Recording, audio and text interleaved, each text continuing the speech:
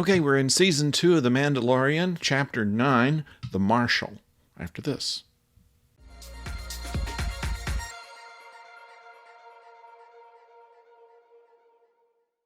Hello out there, I'm the oldest nerd, and in this episode called The Marshal, the Mandalorian begins his quest to find the home planet of the child.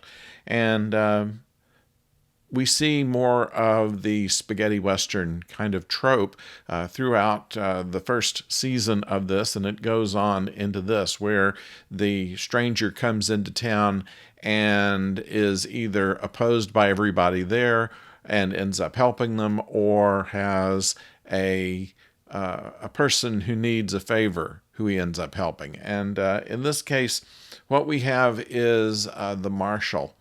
Now, after he has gotten word that there may be Mandalorians on Tatooine, something he doesn't believe, but through a very persuasive argument, his source tells him that he definitely will find a Mandalorian on Tatooine.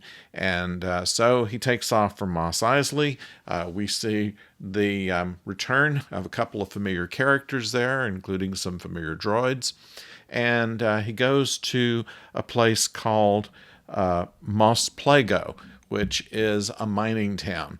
Now, think about it in the old westerns where the lone cowboy rides into town in an old mining town. You have a bunch of different people there, and there's a bar that they all congregate around, and this is where all the information is gotten.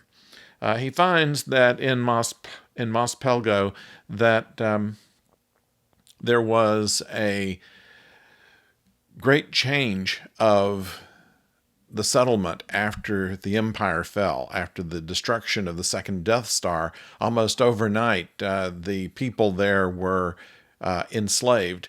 And if it weren't for the Marshal coming into town, these people would still be enslaved, working for some kind of criminal organization to do their mining.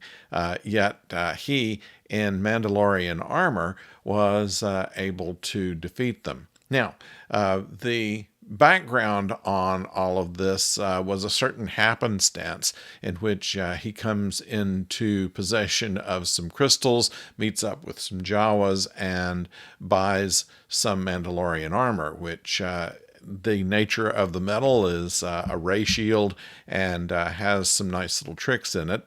And so he comes in and is able to run off the bad guys and is made the Marshal.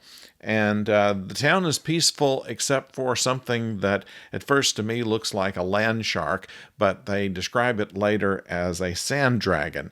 And this sand dragon is causing all kinds of turmoil among the townspeople, and the Mandalorian finds out through his own ways that this creature is going to probably destroy the whole town, and surprising that it hasn't done so already.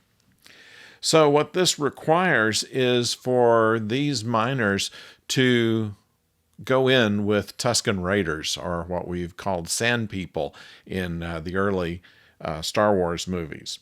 And the Sand People are experienced at dealing with this monster, but would like to get rid of it as much as the townspeople would. And so this gives the Mandalorian the idea that perhaps a teaming up could help. And so what happens is that they do a kind of a reverse high noon, where they go into town and they say, we need some volunteers to help. And instead of the sheriff being all on his own, the whole town does chip in with explosives they use for mining. And the Mandalorian comes up with an entire plan to defeat the beast. And the beast, of course, is not that easy to kill, and there are a number of good pyrotechnic scenes within this, a few surprises, a few twists, and it ends as you would expect it to, where the Mandalorian actually wins out. So it's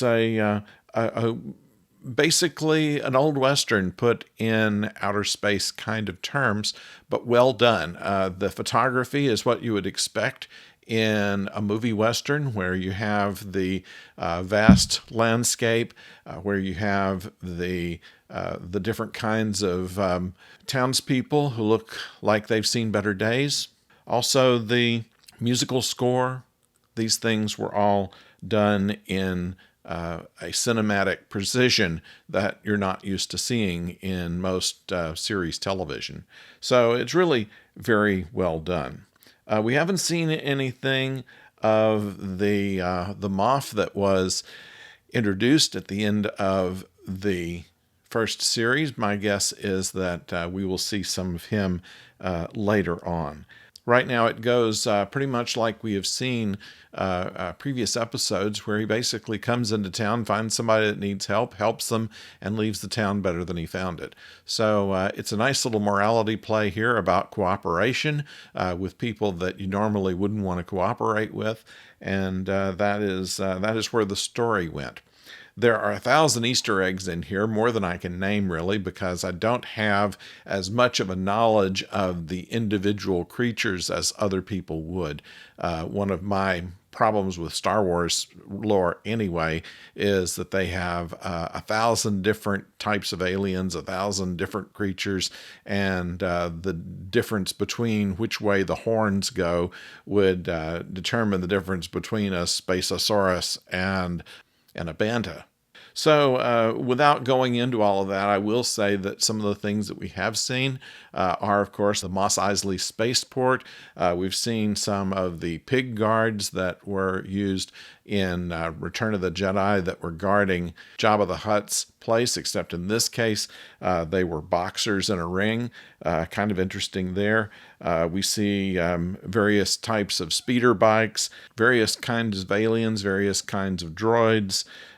We find out a little bit more about the Sand People, that they have kind of a dog language. It sounds very much like dog barks, in addition to the yells that we've heard in Episode 4 of Star Wars. The Sandlak Pit, which this monster was able to eat the monster that was in there, so it became an inactive Sandlak Pit, something that the Mandalorian didn't think, or rather the Marshal didn't think was actually in existence, that anything could get rid of the Sandlaks.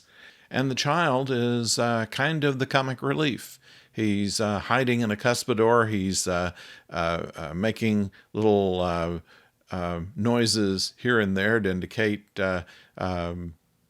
what a scary situation, kind of like an alien Gabby Hayes. And it's all well put together, in my opinion. So we recommend the Mandalorian Season 2 on Disney+. I'd like to know what you think about it, though, so please go into the comments and tell me what you think about this new mission the Mandalorian has, and where you think it's going to go from here, where some of the main characters are going to be ending up, if he's going to meet some of his friends again, if it's going to stay on Tatooine, things like that. Let me know what you think about that, and while you're there, why not subscribe to this channel? We'd be happy to have you along. And ring the bell so you know when the next video is coming.